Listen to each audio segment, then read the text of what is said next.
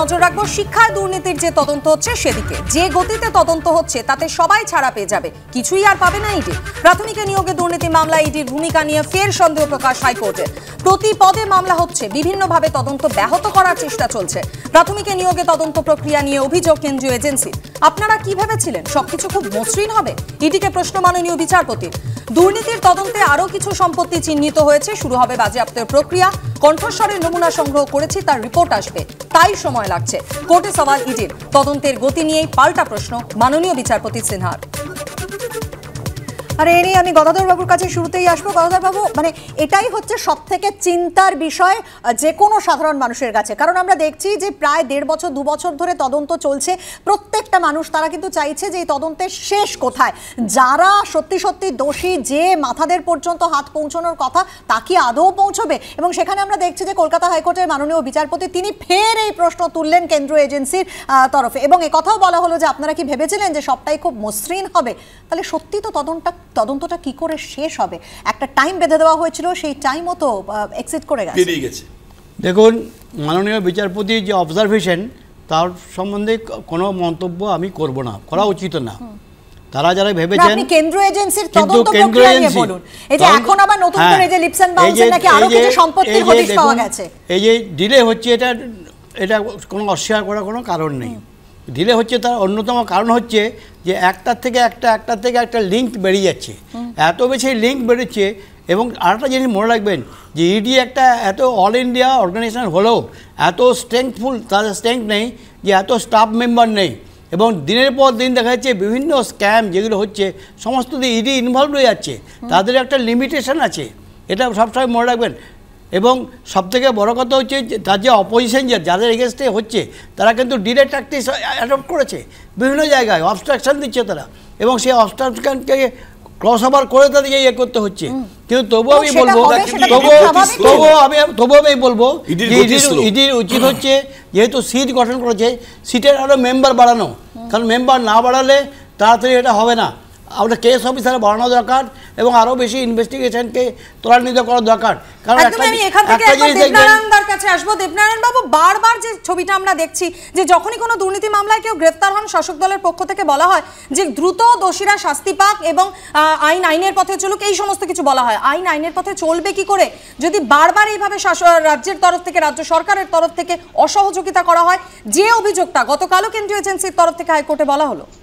এবং আমি একটু অ্যাড করে দিই যে একটা কণ্ঠস্বরের নমুনা পেতে 4 মাস সময় লাগলো কেন্দ্রীয় এজেন্সি। কথা বলছি, শোন আসলে কণ্ঠস্বরের নমুনায় কিছু নেই, ওটা জানে ইডি অনেক আগে।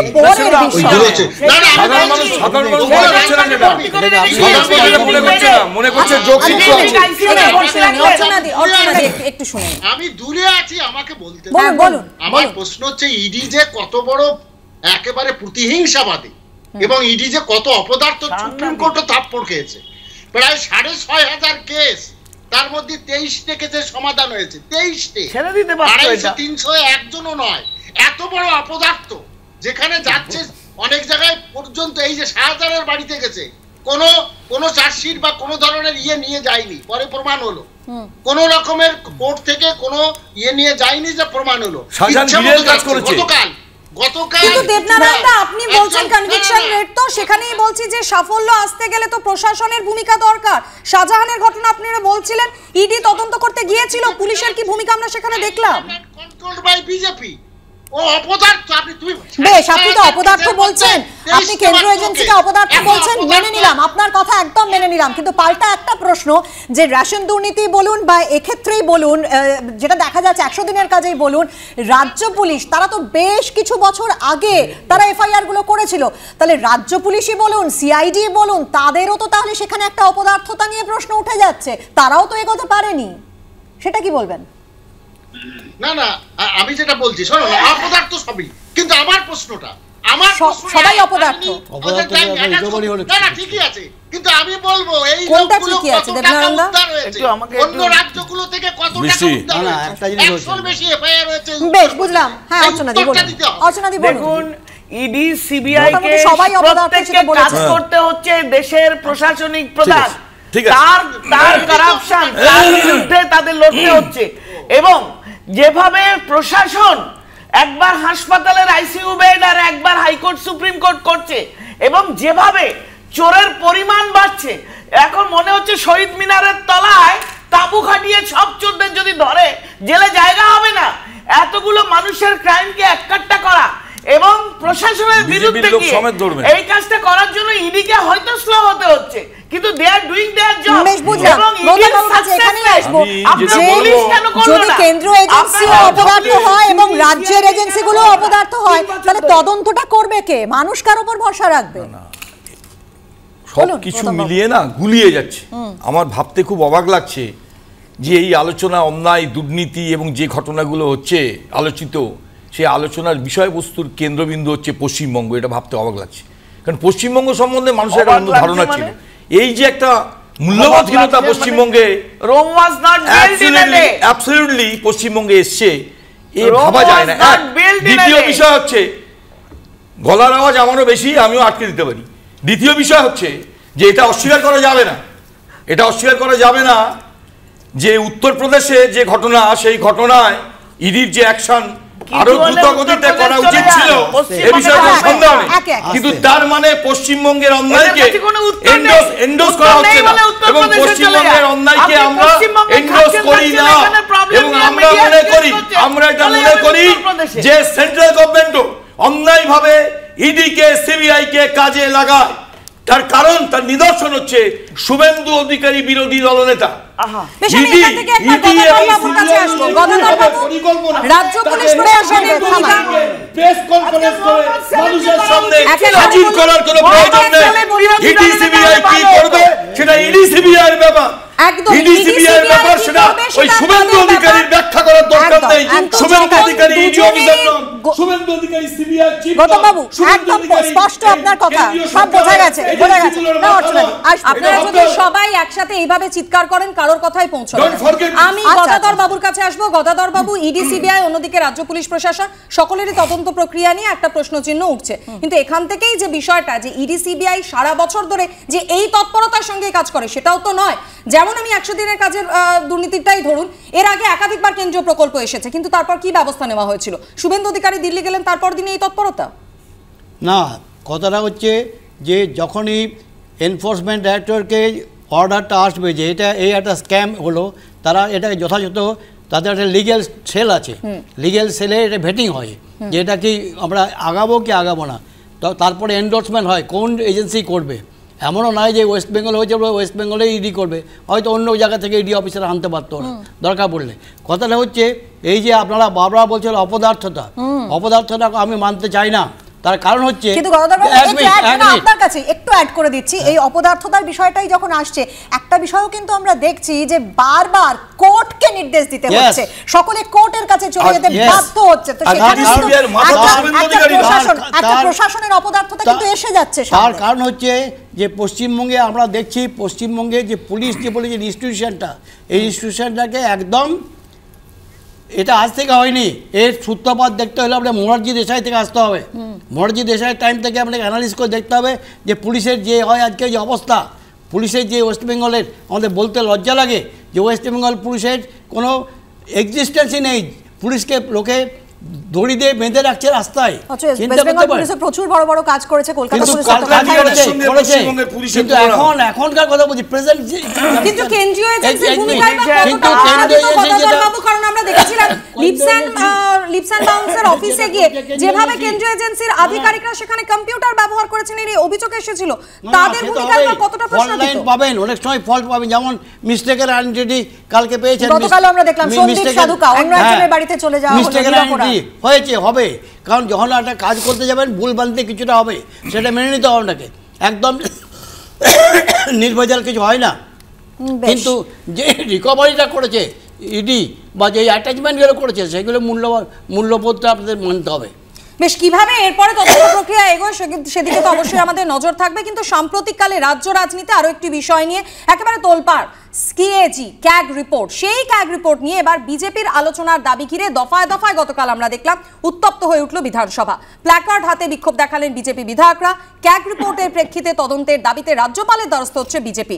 প্রাপ্য টাকা না দেওয়ার জন্যই কি এত বাহানা হচ্ছে? পাল্টা প্রশ্ন ছুড়ে দিয়েছে তৃণমূল। বিধানসভার বাইরে বিজেপি বিধায়কদের বিক্ষোভ, ফের উঠল চোর চোর স্লোগান। সিএজি রিপোর্ট নিয়ে বিজেপির আলোচনার দাবি ঘিরে দফায় দফায় উত্তপ্ত হয়ে উঠল বিধানসভা। সব ধরনের চুরি, জোচ্চুরি, দুর্নীতি, ভ্রষ্টাচার তার ছত্রে ছত্রে ক্যাগ রিপোর্টে আছে। গভর্নরকে আমরা রিকোয়েস্ট করব যে আপনি ক্যাগকে রেকমেন্ড করুন টু লজ এফআইআর এগেইনস্ট মুখ্যমন্ত্রী Mamata Banerjee and her entire cabinet. ক্যাগের যে কোয়ারিগুলো করেছে সেই কোয়ারিগুলো স্বয়ং মুখ্যমন্ত্রী, যিনি রাজ্যের প্রশাসনের শীর্ষে রয়েছেন, তিনি উত্তর দিয়েছেন এবং আমাদেরও কিছু কিছু অভিযোগ সেই কথাগুলো লেখা রয়েছে। আমাদের যে প্রাপ্য টাকাটাকে না দেওয়ার জন্য কি এত বাহানা হচ্ছে?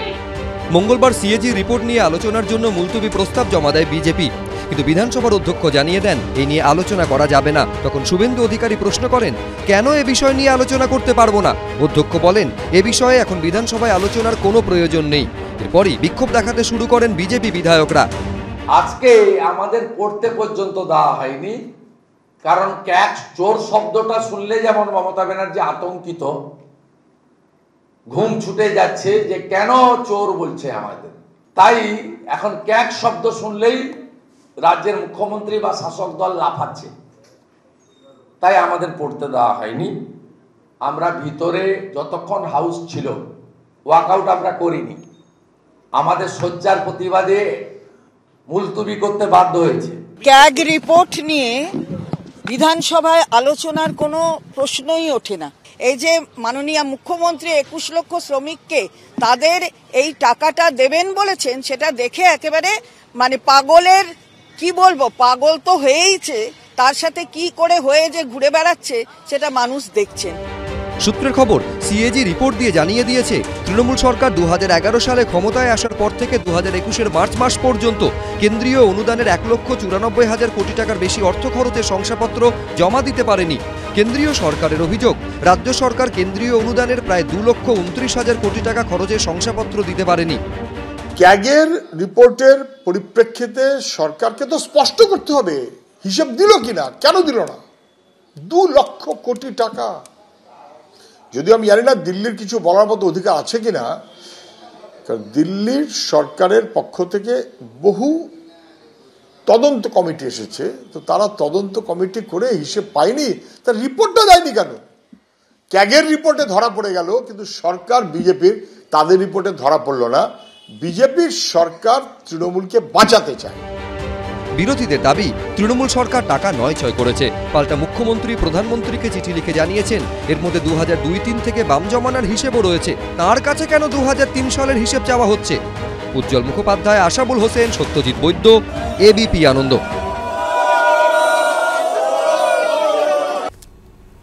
ক্যাগ রিপোর্ট নিয়ে আলোচনা চাইলো বিজেপি, কিন্তু সেই আলোচনা কালকে হতে দেওয়া হয়নি এবং সেই কারণেই আমরা দেখলাম যে একেবারে ধুন্ধুমার ঘটে যায়। আমি এই ক্যাগ রিপোর্টের বিষয় নিয়ে দেবনারায়ণ বাবুর কাছে একটু আসতে চাই। আমরা দেখেছি যে ধর্ণামঞ্চ থেকে মমতা বন্দ্যোপাধ্যায় স্পষ্ট বলেছেন ক্যাগ রিপোর্টে যা লেখা আছে তা মিথ্যা, এবং তিনি একথাও বলেছেন যে 2002-03 তখন তো তৃণমূলই সরকারে ছিল না, সেই সময়কার হিসেব আমরা দেব কেন, একথা তিনি তুলেছেন। ঠিক কথা, 2-3 সালে তখন তো তৃণমূলই ছিল না, কিন্তু দেবনারায়ণ বাবু এটাও তো ঠিক কথা যে এই যে 100 দিনের কাজ অর্থাৎ মনরেগা, এই মনরেগা কিন্তু পশ্চিমবঙ্গে হয়েছিল 2/2/2006, মানে কেম টু এফেক্ট। তাহলে কিভাবে 2002-03 সালে বাম সরকারের আমলে এই দুর্নীতির প্রসঙ্গটা আসবে আর তা নিয়ে ক্যাগ রিপোর্টে উল্লেখ থাকবে এবং মমতা বন্দ্যোপাধ্যায়ও তা নিয়ে বলবেন? 2006 শরৎচন্দ্র চরিত্রহীনে বলেছিল মিথ্যা পাপ, মিথ্যাই সত্য জড়িয়ে বলার মতো পাপ সংসারে অল্পই আছে। তাই ক্যাগ রিপোর্টটা এই সম্পূর্ণ মিথ্যা, প্রতিহিংসা পরায়ণ। আগে প্রমাণ করতে হবে ক্যাগ সত্য কিনা, শুধু মুখে বললে তো হবে না। না না, মুখে বলার কথা বলছি না, আমি যে প্রশ্নটা আপনাকে করলাম তার উত্তরটা দিন। রাজনৈতিক উদ্দেশ্য প্রণোদিত, রাজনীতিক ভাবে বলছে এটা আসলে কিচ্ছুই না। এবং 2-3 সালে শুধু 100 দিনের প্রকল্প না, সমস্ত জিনিস ক্যাগ রিপোর্ট, ওই 2 লক্ষ 2.5 লক্ষ কোটি টাকা। তার মানে কি ওদের সময় 38-39 লক্ষ টাকা হয়েছিল, এখন যেহেতু টাকাটা বেশি এই সময়ে সময়টাও বেশি, সেই জন্য তার মানে কোনো কিভাবে সম্ভব যেখানে মনরেগা শুরুই হয়েছিল 2006 সালের ফেব্রুয়ারি মাসে, সেখানে মমতা বন্দ্যোপাধ্যায় বলছেন যে দুই তিনের যে বাম আমলের যে গন্ডগোলটা হয়েছিল টাকা পয়সার, তার হিসেব আমরা কেন দেবো, ক্যাগ আমাদের কাছে চাইছে, এটা কি করে সম্ভব? না না, বাম আমলে যদি আপনাদের অনুযায়ী ব্যাখ্যা অনুযায়ী আপনাদের প্রস্তাবনা অনুযায়ী বাম আমলের দুর্নীতি যদি হয়ে থাকে, এর যেটা বলছেন তার মুখ্যমন্ত্রীকে মমতা ব্যানার্জি, তিনি এসছেন 2011 সালে ক্ষমতায়, তো এটা কি নতুন কিছু নাকি? ক্যাগ রিপোর্টের ব্যাপারে তিনি হস্তক্ষেপ করেননি কেন? কি কারণে করেননি?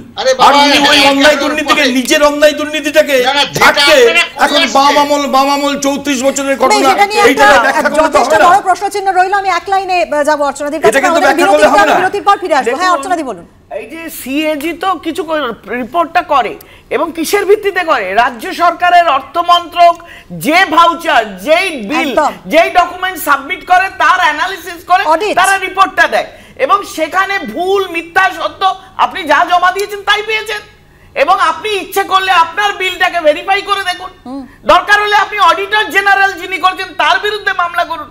সেগুলো না করে বাজারে ছেড়ে দিলেন একটা হাওয়া যে সিএজি ভুল, সিএজি ভুল। এটা হয় না। অবস্থা অবস্থা হয়েছে যে যদি বলে সূর্য মমতা ব্যানার্জি, সূর্য পশ্চিম দিকে, সন্দেশখালীর ঘটনার পর 33 দিন ইতিমধ্যেই পেরিয়ে গিয়েছে, কিন্তু এখনো ফেরার দাপুটে তৃণমূল নেতা শেখ শাহজাহান। রেশন বন্টন দুর্নীতিকাণ্ডের তদন্তে সন্দেশখালীর শেখ শাহজাহানকে আজ ফের তলব করেছে এনফোর্সমেন্ট ডিরেক্টরেট। সকাল 10:30টায় সিজিও কমপ্লেক্সে হাজিরার নির্দেশ দেওয়া হয়েছে। আপনাদের মনে থাকবে গত 5ই জানুয়ারি সন্দেশখালীতে রেশন বন্টন দুর্নীতি মামলার তদন্তে গিয়ে আক্রান্ত হতে হয়েছিল ইডি আধিকারিকদের। তারপর 33 দিন পেরিয়ে গেলেও এখনো অধরা মাস্টারমাইন্ড। প্রকাশ সিনহা আমাদের প্রতিনিধি এই মুহূর্তে আমাদের সঙ্গে টেলিফোন লাইনে রয়েছেন। প্রকাশ, এর আগে গত 29শে জানুয়ারি শেখ শাহজাহানকে তলব করা হয়েছিল, সেদিন তিনি হাজিরা দেননি, আজ কি হতে চলেছে? দেখো, ইডি আধিকারিকরা মনে করছেন যে শেখ শাহজাহান আসবেন, কেন কি তারা যেটা বলছেন যে প্রথম দিন শেখ শাহজাহান আসেননি এবং তাকে জিজ্ঞাসাবাদের যে প্রক্রিয়া তারা করতে চাইছেন সেটা কিন্তু করা সম্ভব হয়নি। ইডি আধিকারিকরা তৈরি রয়েছেন, তারা প্রশ্নের যে তালিকা তাদের হাতে রয়েছে এবং শেখ শাহজাহান 33 দিন হয়ে গেছে, তাকে ফোনে পাওয়া যাচ্ছে না, তাকে খুঁজে পাওয়া যাচ্ছে না এবং তার বাড়িতে যেটা ইডি তরফে দাবি করা হচ্ছে, যখন তারা নোটিশ দেওয়ার চেষ্টা করেছেন সেখানেও কেউ ছিল না, তাই তাকে মেল করা হয়েছে। ইডি তরফে জানানো হচ্ছে যে গত 1 মাস ধরে তদন্ত করতে গিয়ে একাধিক নতুন তথ্য সামনে এসছে, সেই নতুন তথ্য এবং প্রমাণকে সামনে রেখেই কিন্তু শেখ শাহজাহানকে তারা জিজ্ঞাসাবাদ করতে চান। তুমি জানো, শেখ শাহজাহানকে প্রথম বা যখন জিজ্ঞাসাবাদ করা হয় তখন শেখ শাহজাহান তিনি আগাম জামিনের আবেদন জানিয়েছিলেন ইডির স্পেশাল কোর্টে, সেই ইডির নোটিশকে চ্যালেঞ্জ করে এবং সেই মামলা এখনো পেন্ডিং রয়েছে। আগামী সোমবার সেই মামলার শুনানি ফের হবে। সেদিন ইডির তরফে তথ্য প্রমাণ এবং তাদের যে বক্তব্য রয়েছে সেটা কিন্তু পেশ করা হবে। কিন্তু আজকে ফের ইতিমধ্যেই যেটা ইডি খবর, আজকে ফের সকাল 10:30 নাগাদ শেখ শাহজাহানকে তলব করা হয়েছে দ্বিতীয়বার এবং আজকে যদি শেখ শাহজাহান না আসেন, ইডির তরফে যেটা আমরা জানতে পারছি, আইনানুগ ব্যবস্থা নেওয়ার জন্য তারা কিন্তু আইনি পরামর্শ নেবেন, অর্থাৎ যেটা নিয়ম হচ্ছে যে 3 বার নোটিশ পাঠাতে হবে এবং তারপরেই কিন্তু আদালতে দ্বারস্থ হতে হবে। সব মিলিয়ে কিন্তু আজকে দ্বিতীয়বার এবং আজকে শেখ শাহজাহান আসেন কিনা তার উপরেই ডিপেন্ড করছে যে ইডির পরবর্তী পদক্ষেপ কি হবে। ধন্যবাদ প্রকাশ। অবশ্যই ইডির দ্বিতীয় তলবে সিজিও কমপ্লেক্সে আজ শেখ শাহজাহান আসেন কিনা তার দিকে তো নজর আমাদের থাকবেই, সময়ই সেটা বলবে। কিন্তু এই মুহূর্তে আলোচনা আনন্দ সকালে আমরা শেষ করছি। সকলকেই ধন্যবাদ জানাচ্ছি আলোচনাতে অংশগ্রহণ করার জন্য।